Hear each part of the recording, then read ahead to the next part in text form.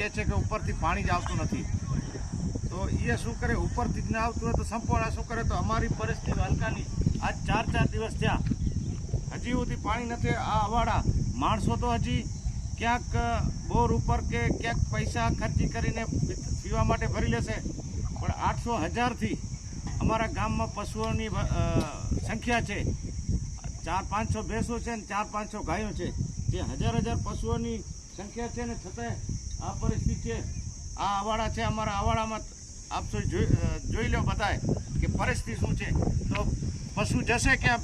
માણસો તો હજી જીવી શકશે, ક્યાંથી પાણી મગાવી લેશે પૈસાથી, પણ આ પશુઓ માટે અમે બીજી અમારા ગામમાં કોઈ સગવડ નથી. અમારી આ નર્મદાની જે લેન્ડ જાય છે એનામાંથી કનેક્શન આવે છે.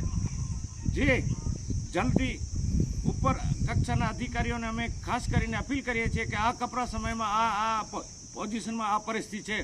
માણસો તો હજી ગમે ત્યાંથી પી લેશે, મગાવી લેશે, પશુ ક્યાં જશે?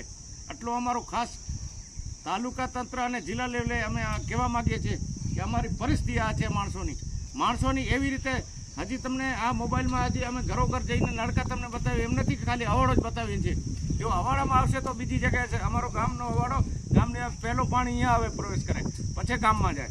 તો ગામમાં બી પરિસ્થિતિ છે. અમે વારંવાર રજૂઆત કરીએ છીએ કે નીચલા અધિકારીઓને કે પાણી ઉપરથી નથી આવે તો અમે શું કરીએ? તો બિચારા અહીંયા શું કરે? તો અમે ઉપરના જેને કને આ ડિપાર્ટ સોંપેલો છે એને અમે ખાસ અપીલ કરીએ છીએ કે ધ્યાન દો. ઠીક છે, મોટર બગડે, લાઈન બગડે, પણ 4 દિવસ સુધી આ લાઈનો કમ્પ્લીટ ન થાય ને પછી આ માણસો ક્યાં જશે, ક્યાં? એ અમારી ખાસ અપીલ છે.